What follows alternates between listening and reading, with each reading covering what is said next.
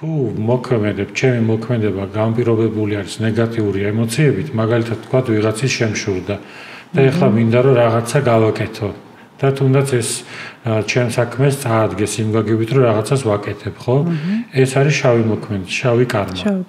ნებისმიერი ისეთი მოქმედება, რაც განპირობებული არის ცუდი ემოციით. არის თეთრი კარმაც, არის შავ-თეთრი კარმაც, როგორც წავიკითხე და არის არც თეთრი და არც შავი კარმა, ხო? ესეთი კარმაც არსებობს, მაგრამ მანამდე სანამ აქამდე მივარდლთ. მოდი გითხარი, საიდან მოდის საერთოდ, სად ხვდება პირველად ეს სიტყვა, რომელ მოძღვრებიდან მოდის, რომელ წერილებში ხვდება?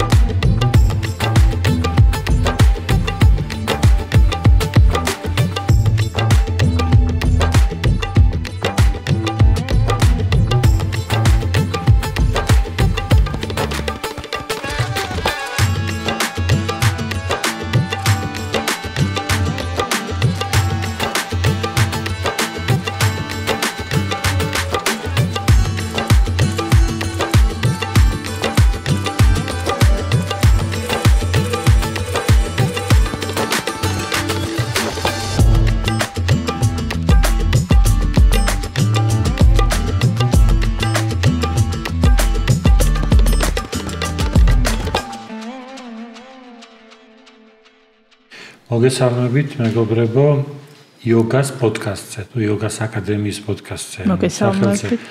კიდევ მოვიფიქრებთ და დღეს გვაქვს თემა კარმა, რა არის კარმა? კი ბატონო, კარმა შეეხება რეინკარნაციასაც, ხო? კი ბატონო. გამარტივებულად თქვათ რა არის კარმა. თუ მე მოქმედებ ცუდი ემოციებით, ესე იგი ეს არის შავი კარმა. აი, ჩვენ ახლა საიდან ამოვდივართ იოგას მოძღვრებაში როგორც წერია, ხო? იმიტომ რომ ძველი ინდური ბევრი მოძღვრებები არის და უფრო მეტად იოგაზე კონცენტრირდეთ ალბათ, ხო? და თუ მოქმედებ, ჩემი მოქმედება განპირობებული არის ნეგატიური ემოციებით, მაგალითად თქვა ვიღაცის შემშურდა და ეხლა მინდა რომ რაღაცა გავაკეთო. და თუნდაც ეს ჩემ საქმეს წაადგეს იმ გაგებით რომ რაღაცას ვაკეთებ, ხო? ეს არის შავი მოქმედება, შავი კარმა. ნებისმიერი ისეთი მოქმედება, რაც განპირობებული არის ცუდი ემოციით. არის თეთრი კარმაც, არის შავ-თეთრი კარმაც, როგორც წავიკითხე და არის არც თეთრი და არც შავი კარმა, ხო? ესეთი კარმაც არსებობს, მაგრამ მანამდე სანამ აქამდე მივარდლთ.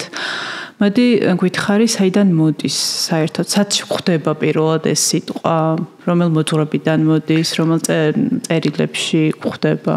ნახე, ანუ კარმა არის ფუძე ნიშნავს როგორც creation, მოქმედებას, შემოქმედებასაც, კრეაციასაც.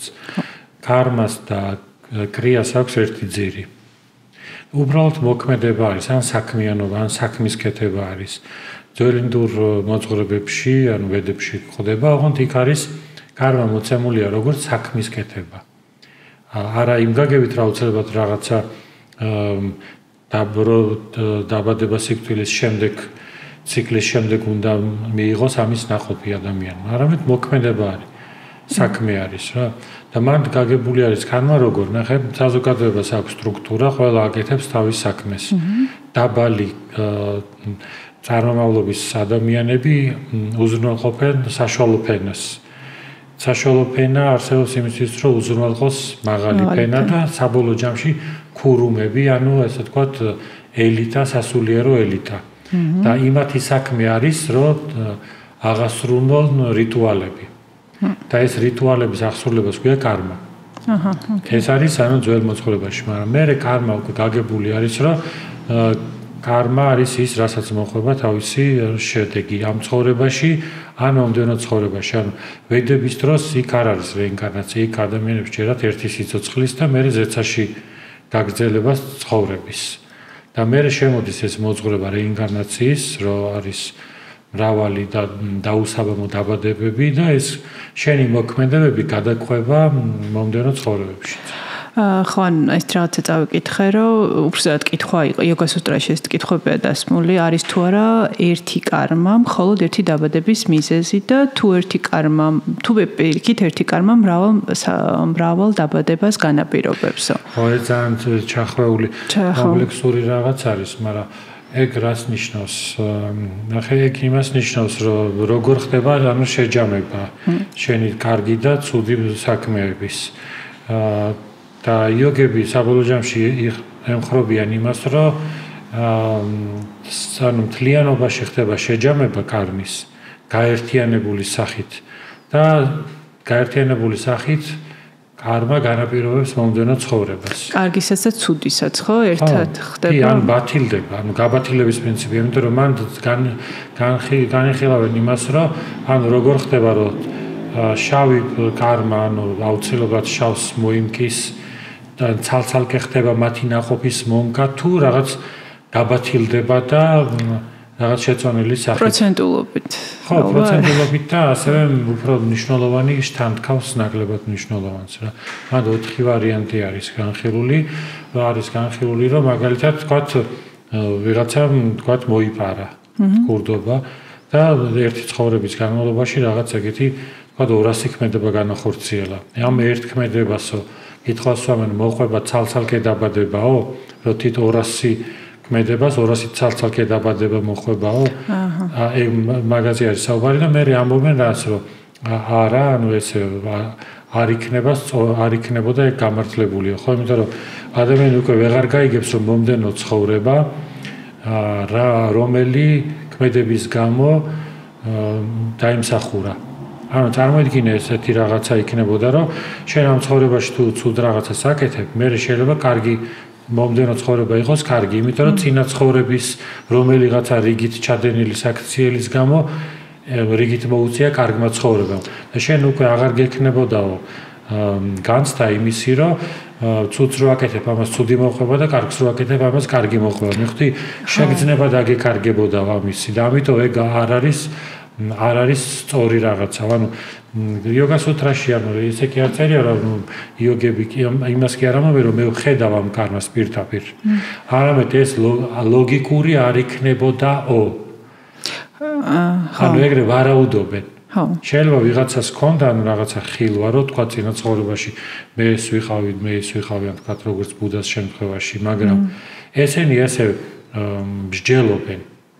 რომ ეს რამდენად მისაღები არის, ანუ რამდენად ჭკვიანური იქნებოდა, რომ ეგრე ყოფილიყო მოწყობილიო. და ან მაგალითად ხო არის მე ამბობენ, რომ თქვათ ერთ მოქმედებას, რომ პირიქით მრავალი ის მოყვეს დაბადება და ეგ არის მაგალითად ესეთი რაღაცა, რომ განსაკუთრებით მძიმე ცოდვაზე არის ეგეთი, რომ ერთი თავშოთ მკვლელობა, მაგალითად სასულიერო პირის ისჯება აი ამ ასე ვთქვათ ძველი ტრადიციული გაგებით, ინდურით, მრავალი განმეორებითი დაბადებით. ანუ არის გამონაკლისი, როცა ერთ ქმედებას მოყვება მრავალი დაბადება. ანუ ეგეთი რაღაცაც არის, მაგრამ მთლიანობაში მაინც ემხრობიან იმას, რომ ხდება აწონ-დაწონვა, გაბათილება და მაგერან გამომდინარე მოქმედება. არის კიდე ესეთი ვარიანტი, რომ მაგალითად პირიქით ანუ მრავალ მოქმედებას მოყვება თუ არა მრავალი დაბადება და ესეც ანუ აი რა სწორედ თუ გავიგე, ესე იგი ამ ცხოვრებაში მე რო დავუშვათ რაღაცა ცუდი რაღაცები გავაკეთე, ამ პირიქით კარგად მოვიქეცი სათნოება ამ შემდეგ ცხოვრებაში არ არის აუცილებელი რომ ეს გამყვეს შემდეგ ცხოვრებაში. ხო შეიძლება რამდენიმე ცხოვრების შემდეგ მომიწიოს მე ეს კარმა, რომელიც ამ ცხოვრებაში დავაგროვე. ხო ეგრე ხო სწორედ გავიგე. ეგრეთ შეიძლება, მაგრამ თლიანობაში ვინაიდან ყველაფერი ჯამდება, ესე იგი არის ესე იგი ისეთ კავშირზე საუბრობენ, რომ მაინც საბოლოო ჯამში მომდენო ცხოვრებაში მაინც უნდა აისახოს ამ ცხოვრების კარმა, ხო? ისე არა რომ ნახტომი გაკეთდეს და საერთოდ რომელიღაცა სხვა ცხოვრების ქმედებიდან გამომდინარე ცხოვრება გაჩნდეს, ანუ მოყვეს ამ დაბადებას, ნუ შენ ვერ ხვდები, ანუ თქვათ რას მოყვა ეს ხო, რომ გააცნობიერო, არამედ ეს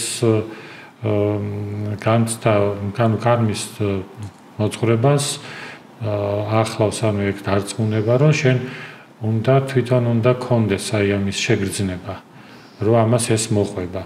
და ეს რაღაც ინტუიციური მომენტიც არის რა.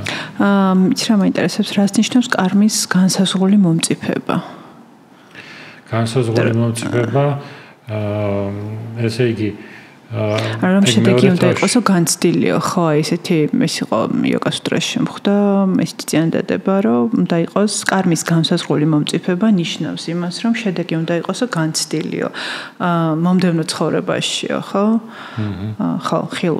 მიმდინარე ცხოვრებაში, ბოდიში, მიმდინარე ცხოვრებაში. ხო, ანუ ვანდარის, ანუ ხილული და უხილავი ფორმა, ხო. მიმდინარე ცხოვრება და მომავალი ცხოვრება, ხო? ის რაც ხო შესაძლებელი არის, რომ ანუ კარმის მოქმედება მიმდინარე ცხოვრებაშივე იყოს განცდილი. ოკეი. ანუ იმ წუთას იმ მიმდინარე ცხოვრებაში ჩადენილი ჩემი საქმეები, ხო, მივხვდი, გავიგე. კი, ანუ იქვე, ანუ აქვს თავისი პასუხი ქვება ნაყოფია, სწრაფი ნაყოფია, ხო, გასაგებია. თავარი ეგ არის რა, ანუ კარვის მოძღვრებაში, რომ აი წარმოვიდგინოთ ესეთი რაღაცა, რომ აი ჩვენ რაც თქვი, რომ 4 სახის კარმა არის, ხო? იმისთვის, რომ შენ გათავისუფლდე, თავარი არის ემოციების კონტროლი. და ემოციების კონტროლი არ ნიშნავს დათრგუნვას. ემოციების კონტროლი ნიშნავს დანახვას მათი პერსპექტივის. რომ ამას ისევ შენთვის მოაქვს ტანჯვა. შენთვის მოაქვს უხარება. გაცნობიერება. ხო, მაგის გაცნობიერება ნიშნავს კონტროლს, რომ მაგალითად აგრესიას მოაქვს შენთვის უხარება. შენი ტანჯვა არის ეს. და ანუ ის რაც მაგალითად შენ თუ ისე ცხოვრობ, რომ მაგალითად თქვათ ადამიანი კოლექციონერი არის და რაღაცებს აგროვებს და მუდმივად აქვს განცდა რომ რაღაცა აკლია.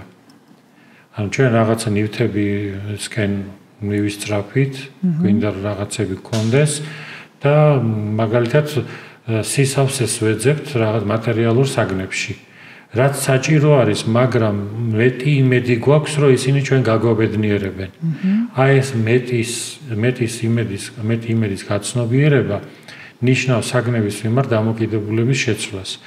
და ეს უარყოფითი ემოციები იწვევს მოქმედებას, ანუ აღძრავენ მოქმედებას, რასაც ეწოდება შავი კარმა. ანუ შავი კარმა არის ისეთი მოქმედება, რომელიც მოტივირებული არის ნეგატივით რა.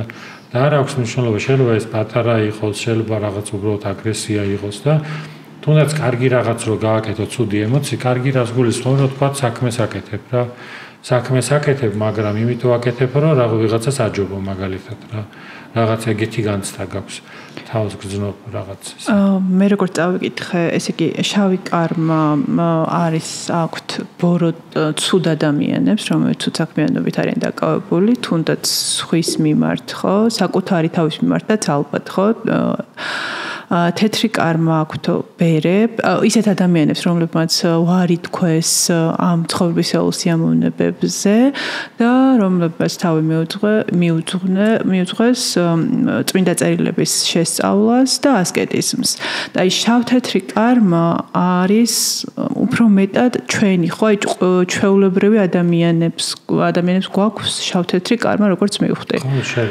შერეული ემოციები და არც თეთრი და არც შავი კარმა, იდან საინტერესოა ეს. აქვთ ბერებს, ხო? მოხეტიალე ბერებს. ხო, ანუ ეს ტერმინები, ანუ ძველი თანამედროვე ფსიქოლოგიაში რო გადმოვიდანოთ, ნახე. ნუ ერთიდან და ის გასაგებია, რომ ანუ შავი კარმა რას ნიშნავს, ან ნეგატიური ემოციებია. მაგრამ მეორე მხარე ის არის, რომ მე ვაკეთებ კარგ რაღაცას და კარგის მოლოდინით ვაკეთებ. ეს არის თეთრი კარმა. თუნდაც აი რავი, ნებისმიერი კარგი რაღაცა რო გავაკეთოთ, თქვა ვიღაცას დავეხმაროთ და მოლოდინი გვაქვს, რომ ჩვენ ეს დაგვიბრუნდეს რა. ან ნებისმიერი ისეთი PR კამპანია, რასაც არ უნდა აკეთებდეთ, დადებითი, ოღონდ სარგებლის მიზნით. ეს არის თეთრი კარმა თუ პირიქით? ახლა გამახსენდა, რომ ანუ უარის თქმა აი ამ ყველაფერზე მე რო კეთილსაქმეებს ჩავიდნენ, ამას ვაკეთებ უბრალოდ ისე არაფერს არ ველოდები სანაცვლოდ, ხო? თეთრი კარმაც არ არის. ხო. თეთრი კარმაც არ არის. თეთრი კარმა ხო მაგას ნიშნავს, რომ ანუ შენ კარგ საქმეს აკეთებ რა, ეხმარები, მაგრამ ამის მოტივი არის ის, რომ შენ მიიღო სარგებელი. ეს კარგი საქმიანობა არის. კარგი კარმა, ანუ ჩვეულებრივად კარმა საქმეს ნიშნავს. რა კარმა თვითონ კი არ გროვდება, რომ კარმის ნაყოფი გროვდება. რა უბრალოდ ტერმინოლოგიურად ესე არის გავრცელებული, რომ თქვა ცუდი კარმა აქვს. კარმა სინამდვილეში ნიშნავს კარგს ქმედებას ან ცუდ ქმედებას, ზოგადად ქმედებას რა. ხო და ის რაც დადებითი ემოციებით არის, ასე ვთქვათ, იმ მოლოდინით არის გაკეთებული, რომ მე რაღაცა მივიღო, ეს არის ანუ თეთრი კარმა. მაგრამ ძირითადად ანუ ჩვენ ცხოვრება უარყოფითი ემოციებითაც არის ერთდროულად და დადებითი ემოციებითაც არის სავსე. ამიტომ არის შერეული, ამიტომ არის შერეული ფორმა და არც თეთრი და არც შავი კარმა ნიშნავს, რომ შენ მოქმედებას აკეთებ თავისთავად. ანუ სარგებელი შეიძლება მიიღო, მაგრამ შენთვის თავარი არის, რასაც აკეთებ, აი ეგ უნდა გააკეთო, ეგეთი განცდა გვაქვს. შეიძლება სარგებელი მიიღო, შეიძლება ვერ მიიღო, მაგრამ მაინც უნდა გააკეთო. იმიტომ რომ ეგრე მიგაჩნია სწორად. ვალდებულების ამბავია, ხო? ანუ მოწოდების, უბრალოდ მოწოდების ამბავია, ანუ არჯუნას რო ეუბნება კრიშნა, რომ ბhagavad-gita-ში რო ხდება, ხო? ანუ შენ გაქვს განცდა, რომ გაქვს რაღაც მისიას ასრულებ, რა, მისია არის სერიოზული რაღაცა. და გზნობრივ შენი ვალდებულება არის. თემა მე იქიდან ჩდება, რომ ანუ საიდან ვიღებთ ამ მისიას რა. ახლა საზოგადოების ზოგიერთ ანუ ანტიკურ და ასეთ ძველ საზოგადოებას ამ თავის დანიშნულებას უსაზღვრავს თვითონ საზოგადოება. ანუ დადგენილი არის, რომ შენი დანიშნულება რა არის ამ საზოგადოებაში რა. შენ რას უნდა აკეთებდე ზოგადად, მაგრამ თანამედროვე საზოგადოებაში ადამიანი თვითონ ეძებს რა არის მისი გასაკეთებელი. შენ სხვა ვერ გეტყვის რა არის შენი გასაკეთებელი. სხვა შეიძლება დაგეხმაროს მაგაში, მაგრამ შენ თუ არ გაქვს ის განცდა, რომ იმას აკეთებ, რასაც უნდა აკეთებდე, ვინც არ უნდა გამოგეცხადოს, ვინც არ უნდა გითხრას რაღაცა, ეს შენთან ვერ მოვა რეზონანსში. ანუ შენი მოწოდება რო იპოვო ამ ცხოვრებაში, ხო? ხო, მაგრამ ნახე მოწოდება არ არის რაღაც ფიქსირებული რაღაცა. რომ აი ადამიანები ეძებენ, რომ აი რა საქმე ვაკეთო, ხო? მოწოდება არ არის ფიქსირებული, იმიტომ რომ ცხოვრება ხო დინამიურად იცვლება. და ცხოვრება თვითონ კარნახობს რა უნდა გააკეთო რა. შენ თუ გექნება იდეა ფიქსი, რომ აი მაგალითად მე მაინც და მაინც გიტარისტი უნდა გავხდე და თვითონ ხვალინდელი დღეს სხვა რაღაცას მოიტანს, შენ გაგრძნობინებს ის, რომ ეხლა რა უნდა გააკეთო. ის მუდმივად როგორც რაღაც სენსორი, როგორც ხმა, ანუ გაგრძნობინებს შენი გასაკეთებელი რა არის რა. და მაგითო ეს მოწოდება ეგრე ახისტი რაღაცაც არ არის, რომ მაგალითად რაღაცაში იყოს ადამიანი იდეა ფიქსი კონდეს, რომ მაინც ეს უნდა გავაკეთო. მაგრამ მეორე მხრივ საქმის ერთგულება ან არჩევანის ერთგულება არის ძალიან მნიშვნელოვანი. ანუ კარმა საბოლოო ჯამში კარმისგან გათავისუფლება თუ მთავარი არ არის ის, რომ ადამიანს თავის სარგებლისთვის მოქმედებს, თუნდაც აი სიკეთეს აკეთებს თავის სარგებლისთვის, ხო? შეიძლება სარგებლისთვისაც აკეთებდეს და ანუ შენს სიამოვნებს როცა კარგს აკეთებ, რატომაც არა, რატომ უნდა გეწყინოს, ხო? ხო, მაგრამ მთავარი არის, რომ შენ მაინც გააკეთებდი ამას თუ არა, სარგებელი ხო, რისკის ქვეშ რო იყოს, ან ვერ მიიღო, ან პირიქით დაკარგო სარგებელი, ხო? თუ ამას მაინც აკეთებ, ესე იგი შენთვის რაღაცა უფრო მაღალი არსებობს, ის სხვანაირი სიამოვნება, ანუ ამას სიამოვნება შეიძლება არც უწოდოთ, ანუ სხვანაირი შთაგონება არის, მაშინ იქახარ რა. ოღონდ ის სხვანაირი რაღაცა ის რასაც შენ უნდა აკეთებდე, ეს რაღაც მომენტში მოიაზრებს იმ საჭირო საქმის ერთგულებასაც.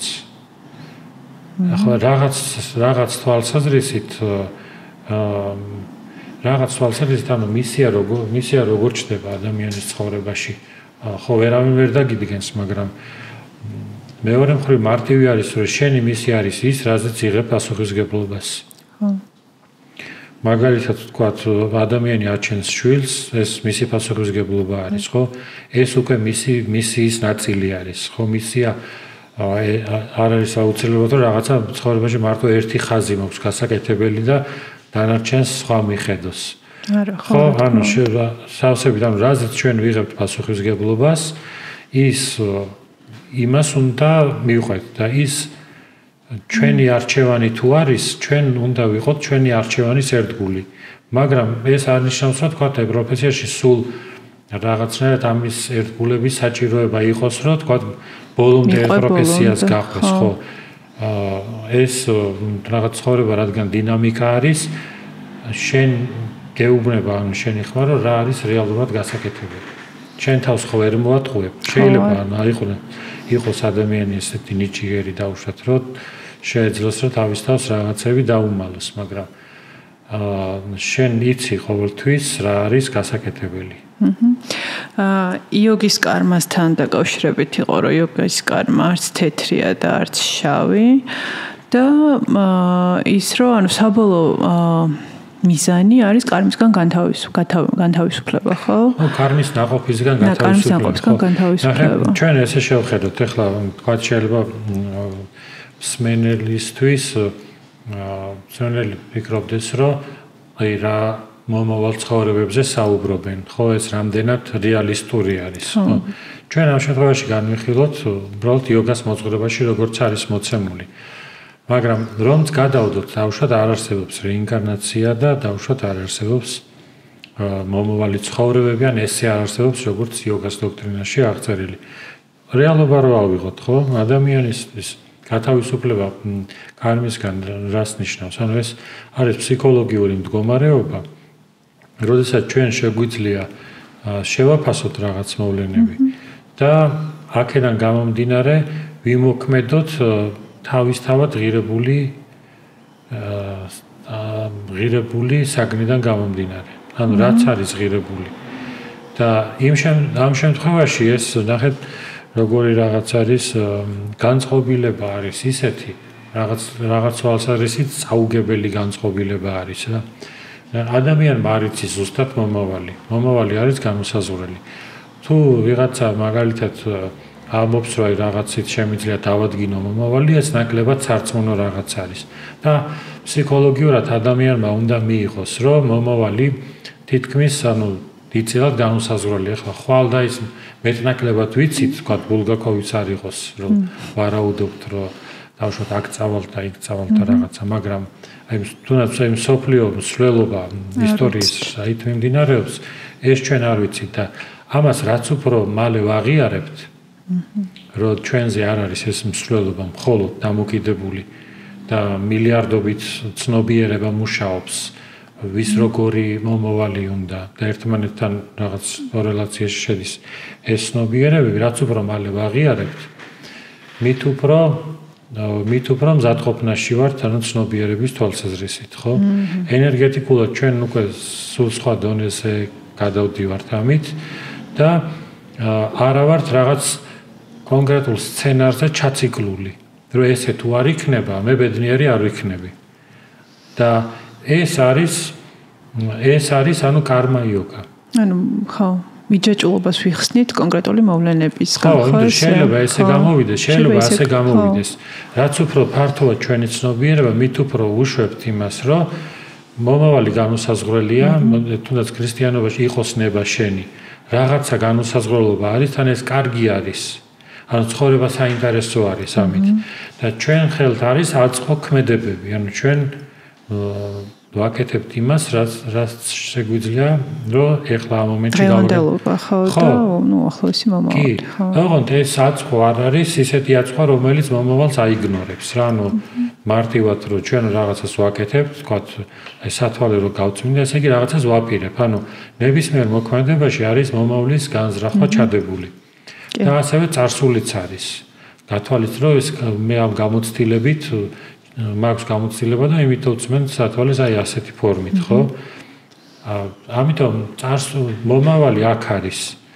წარსულიც აქ არის. უბრალოდ მომავლის კაფეო კონტურები არ არის. ხო. და ჩვენ მოქმედებთ წარსული გამოცდილება არის საფუძველი, აწმოში, წმინდა აწმოში აღქმაც არ არსებობს. შენ რო ხედავ მაგალითად ხედავ კამერას ჩვენ ხედავთ იმდენად, რამდენადაც ვიცით წარსულიდან გამომდინარე, რომ ეს კამერა არის. რო ვცნობთ მას და არ აღვიქავთ უბრალოდ რაღაც ფორმატ, ხო? მისი შინაარსი გვესმის წარსულიდან გამომდინარე. ამიტომ პრობლემა ამაში კი არ არის, პრობლემა არის, როდესაც ჩვენ ამის ტყვეობაში ვართ. და ან მაგალითად მომავლის უბრალოდ ტყვეობაში ვართ. და კარმა იოგა ან კრია იოგა, როგორც იოგა სუტრაში არის, ზუსტად მაგას ნიშნავს, ეს არის კრიაც მოქმედებას ნიშნავს, ხო, სწორედ? კრია კი, creation, კი სანსკრიტული ძირი, ხო, ბევრი ინგლისური და გერმანული და ბევრი ჩვენთვის ნაცნობი სიტყვების ძირი, ხო, სანსკრიტული არის, ხო? და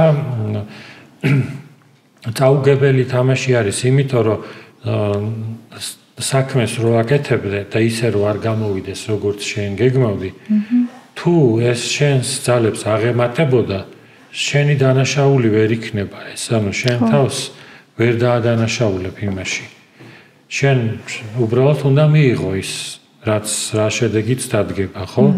და თუ იმ ჩაციკლით მიუდგები საქმეს, რა ის აუცილებლად გამოვა, ნაღდი საქმეა, რაღაცა ესეთი აფირმაციები, უბრალოდ სახიფათოა, იმიტომ რომ ესე რო არ მიდის რაღაცა და დიდწილად ეგრე ხდება თავს ადამიანი თუ არ იტყუებს, ჩემი აზრით, ეგ უფრო ესეთი აფირმაციები, რომ მაგალითად აუცილებლად გამოვა და რაღაც ესე იქნება.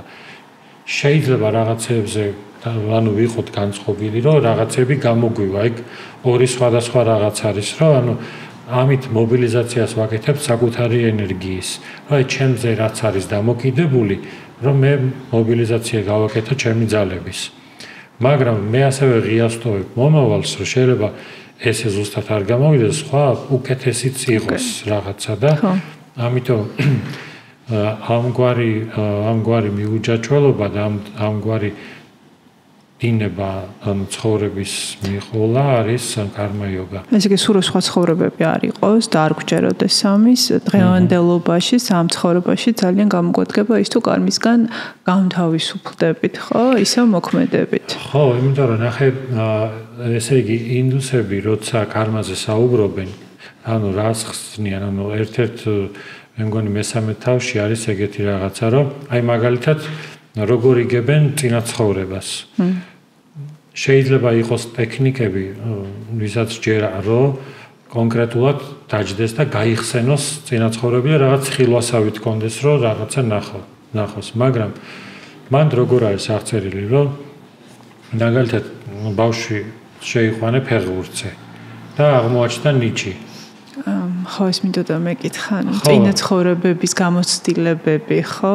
უკვე რაც გავლილი გვაქვს და უშუალოდ ხატვა, მუსიკა, სპორტი, ან ის ამას იწახი, ხო? ის წინა ცხოვრებების გამოცდილებებია ამ ცხოვრებაში. და ის კი არა, რომ მაგან უშუალოდ ვინმე გაიხსენა, რომ მე ფეხბურთელი ვიყავი წინა ცხოვრებაში და რაღაც ეპიზოდები, ფლეშბექები, რომ აი ამას ვაკეთებდი და რაღაცა. არამედ რადგან მას რაღაცნაირად აქვს თითქოს ფეხბურთის გამოცდილება, ან ძალიან სწრაფად ავლენს. ეს არის დასკვნა უბრალოდ, რომ მას ჰქონდა წინა ცხოვრებაში იგივე გამოცდილება. და მაგითომ წერია იოგას მესამე თავში, რომ ის წინა ცხოვრების ცოდნა რომ გამოვლინდეს, საჭიროა გარემო პირობებიო.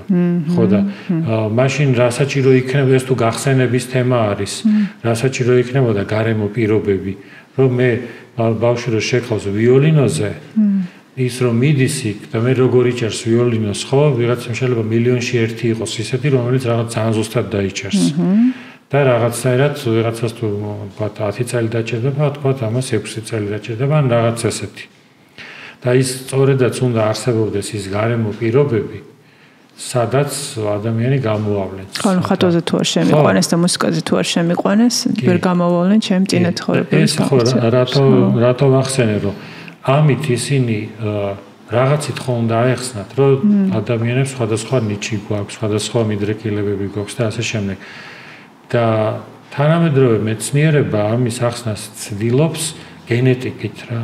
ეს ხო ძირითადად რით ხსნით, რომ აი თქვათ მამისგან გადახვა, დედისგან გადახვა, ბებიისგან, ამისგან ჩვენ ცდილობთ, რომ ჩვენს გამოცდილების ფარგლებში დავრჩეთ და ამის გარეთ არ გავიდეთ და ისევ უბრალოდ ამას ახსნა.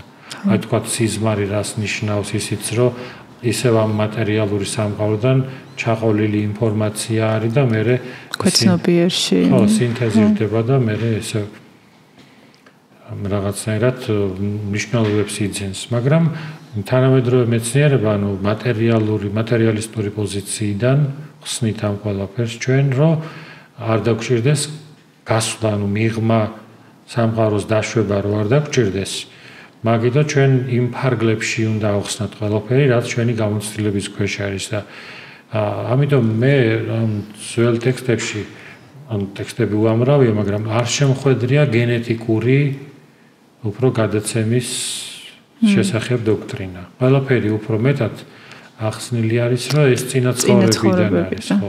საიდანღაც უნდა იყოს. ხო. რა მაინტერესებს?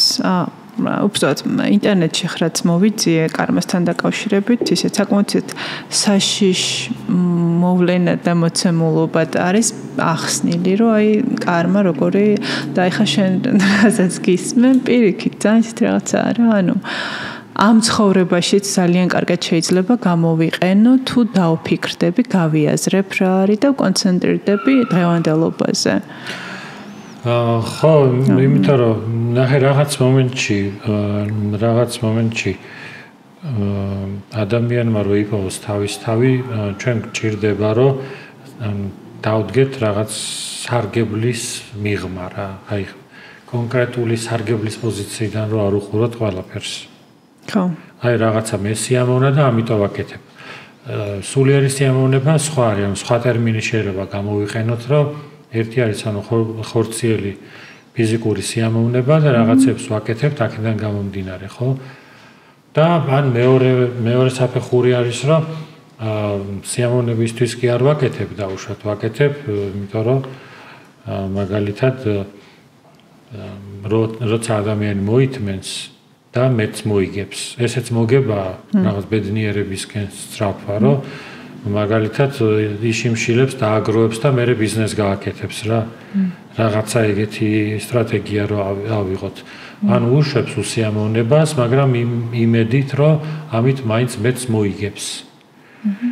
ესე იგი ჯამურად ჩვენ მაინც ორიენტირებული ვართ რაღაცნაირად ან ბედნიერებაზე, ან რაღაცნაირად მეტ მოგებაზე. ხო. მაგრამ არის ადამიანში ასევე რაღაცა ირაციონალური, რაღაცას აკეთებ არა იმიტომ, რომ აუცილებლად მოიგო ან იხეირო. უბრალოდ თავისთავად რაღაცნაირად თავისთავად აღგაფრთოვანებს, ან თავისთავად მნიშვნელოვანი არის შენთვის. თავისთავად სწორად მიგაჩნია რაღაცა, რომ თუნდაც რომ წააგო, თუნდაც რომ თქვა პირიქით აქეთ დათმო რაღაცეები, მიგაჩნია, რომ ესე უნდა გაკეთდეს რა. ეგეთ ცნობიერებას როცა დიდხანს ვიჭერთ, ეს არის ანუ ძალიან მნიშვნელოვანი რაღაც ესეთი მდგომარეობა. და მე ამას დავამატებდი, რომ ესე იგი კარმისგან რო გამთავისუფლდეთ, დღევანდელობის ანუ მოქმედებისგან რო გამთავისუფლდეთ, ასე ვთქვათ, ერთ-ერთი ყველაზე კარგი გამოსავალი არის იოგა, ხო? არა მარტო ფიზიკური და ხო იოგა თვითონ ეგეთი ხო მოძღვრება არის მათ შორის კარმის შესახებ. მაგრამ კარმისგან კი არ უნდა გავთავისუფლდეთ, ხო? კარმა თვითონ მოქმედება არის. კარმის ნაყოფისგან უნდა გავთავისუფლდეთ ერთი მხრივ ცუდი ნაყოფისგან და მეორე მხრივ დამოკიდებული არ უნდა ვიყოთ. ანუ ამ მოქმედების ნაყოფზე დამოკიდებული არ უნდა ვიყოთ. ასე რომ ვთქვათ, მაშინ დღევანდელობაზე რომ კონცენტრირდეთ. ხო, ანუ ამაში ხო. დღევანდელობაზე იმ გაგებით არა, რომ მაგალითად რაღაცნაირად ტრიჩინასავით როგორ არის ანუ ხო აღარ მახსოვს რაღაც არის რა მარტო დღევანდელობაზე და მე რაღაც ზამთარში ხო, ანუ იმ გაგებით არა, რომ მაგალითად ადამიანი, თქვათ, ეხლანდელიც იმ გაგებით თქვება, რომ ეხლა ხარჯავს რაღაცეებს და ოღონდ ეხლა კარგად ვიყო და მაგაგებით არა. ანუ ეს სტაბილური მუშაობა არის. ეხლანდელზე კონცენტრაციაში ძალიან მნიშვნელოვანი არის ამას როგორ გავიგებთ რა. ეხლანდელზე კონცენტრაციაში ანუ მე ესე მესმის რომ შენ თავს ვერ მოსთხოვ იმაზე მეც რაც შეგიძლია და მაგრამ მეორე მხრივ ხვდები რომ მეტი შეგეძლო თუ არა გაგეკეთებინა. ოღონდ იმ ფარგლებში კი არა რომ სასტიკად მოვეფხრათ ჩვენ თავს რატო მაქსიმუმი არ გააკეთე. მაქსიმუმზე არა, აი რეალობის ფარგლებში შენც ადამიანი ხარ და რაც შენ ცნობიერებას მიაჩნია რომ ანუ ზომიერი არის რომ ენერგია არ იმდენი არ დახარჯოს რომ ერთბაშად გამოიფითოს ადამიანი და ანუ მოქმედებ აი ამ რაღაცნაირი შინაგანი მუხტიდან გამომდინარე რა.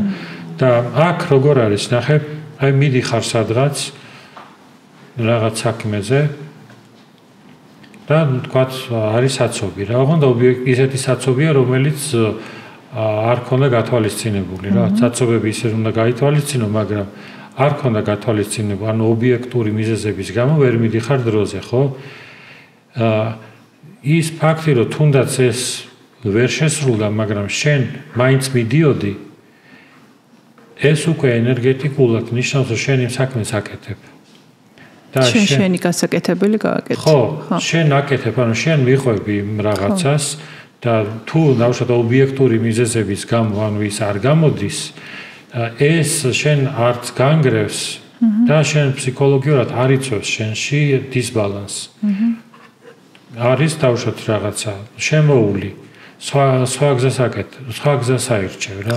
ანუ მიხვევი, იმიტომ რომ აქ მნიშვნელოვანი არის პროცესი. ხო, პროცესი არის, ხო, იმიტომ რომ ხო, კარგი რაღაც თქვით. ხო, პროცესი არის მნიშვნელოვანი. მეც ეგრე მესმის, ანუ მიჯაჭულობისგან, ესე ანუ კონცენტრირაცია დღევანდელობაზე მე და მესმის ეგრე რომ მიჯაჭულობისგან თავისუფლდები, რასაც იცახდი, რომ აი ხვალზე, გმაზე და ანუ ერთ თვეში რომ ეს მომხდარიყო გამოვა არ გამო, მაგრამ პროცესს მივყვები და ამ ყველაფერს ვაკეთებ. და ხო, ჩემს მოქმედე ხო. ხო, რა შეიძლება მიჯაჭულობას, ხო? აი რამდენად რეალისტურია რომ ჩვენ მაგალითად არ ვიყოთ მიჯაჭული რაღაცებზე ხო და მიჯაჭულობასაც ჭირდება ანუ სწორი ახსნა. აი როცა ვთქვი რომ მაგალითად დაუინტერესებელი პოზიციიდან მოქმედებ როგორც რაღაცა მისია გაქვს დაუინტერესებელი რა გაგებით ანუ შენი კერძო პოზიციიდან არ მოქმედებ ანუ საჭირო არის გასაკეთებელი არის ეს შენი შეგნების ნაწილია და აკეთებ.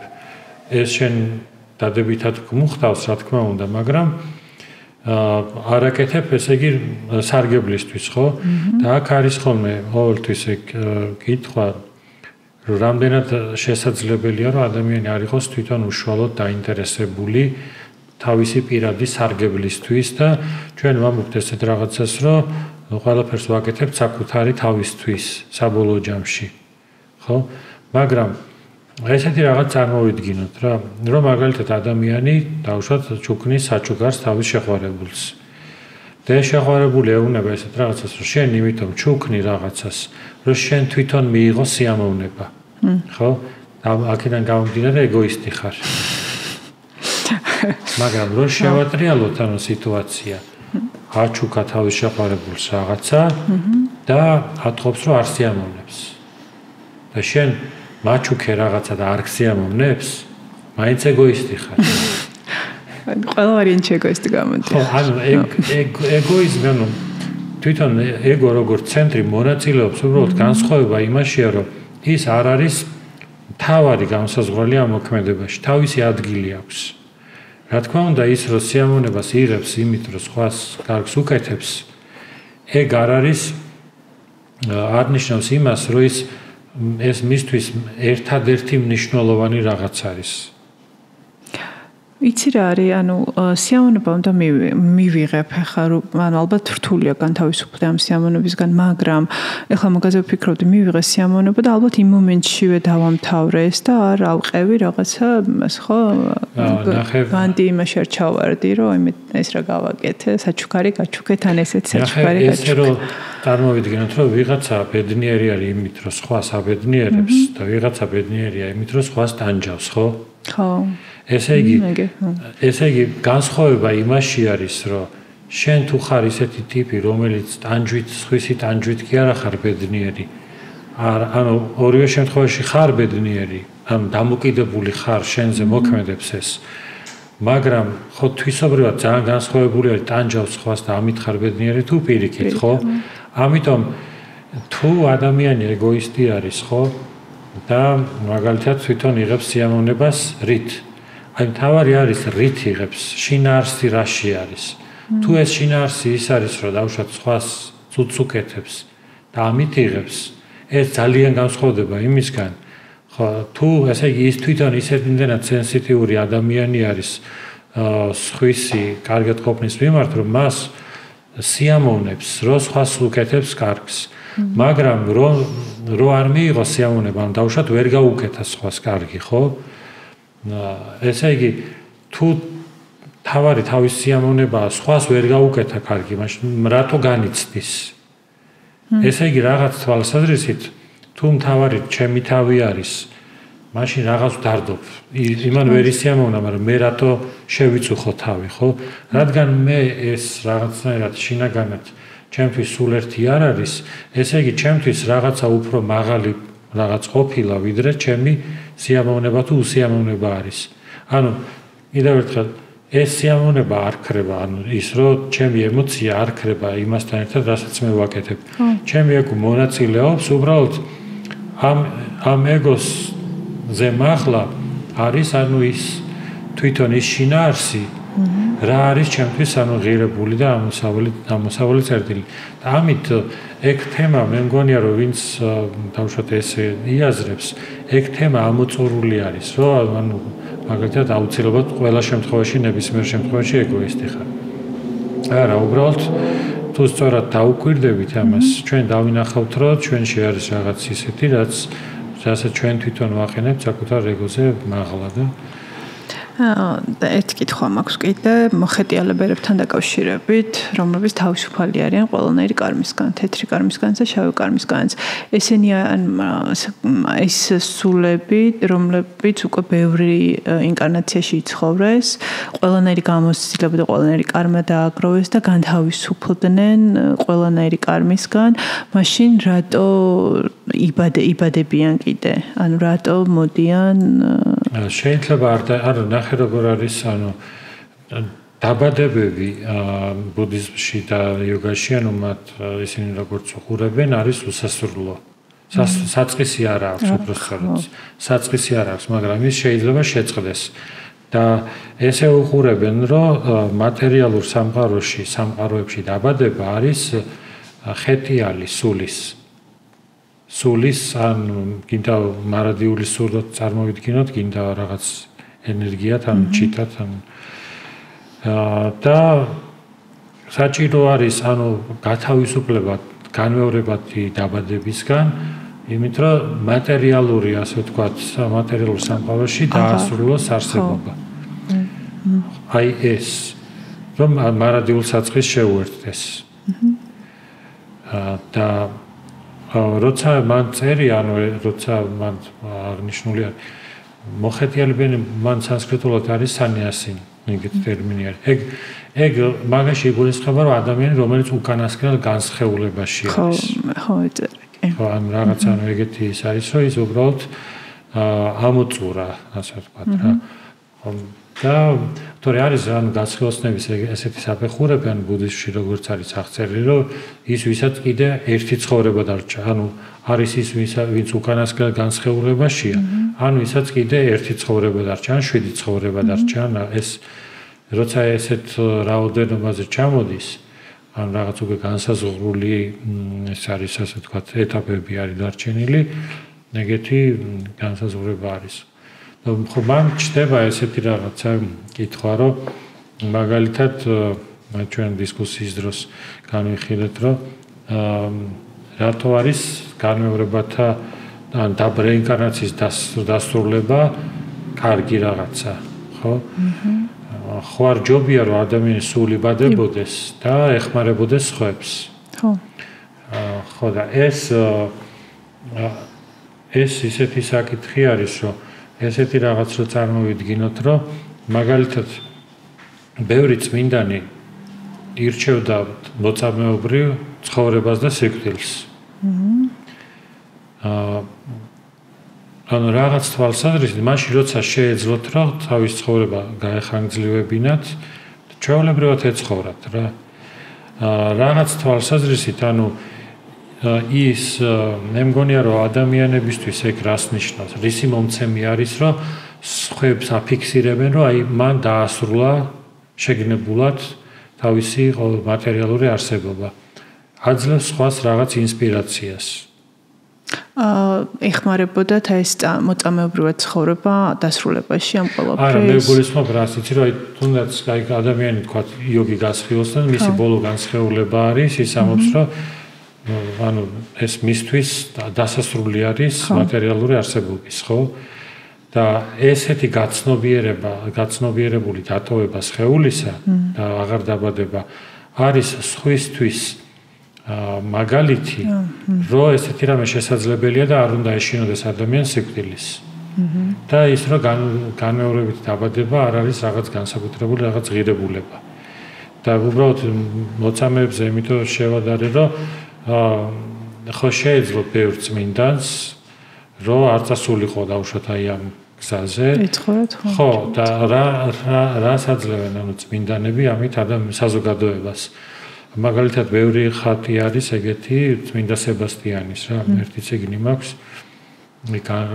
ავტორი აღარ მახსოვს, მაგრამ ძალიან გავრცელებული არის ხო წმინდა სებასტიანის, ანუ ისრებით როცა მკვდება და ერთ-ერთი ესეთი სცენა არის აღწერილი, რომ ანუ ისრებით უკვე რო ესვრიან თვითონ უყურებს ისრებს და ესე იგი აინტერესებს სიკვდილის ფენომენი რა, ანუ ისეთი სცენა არის.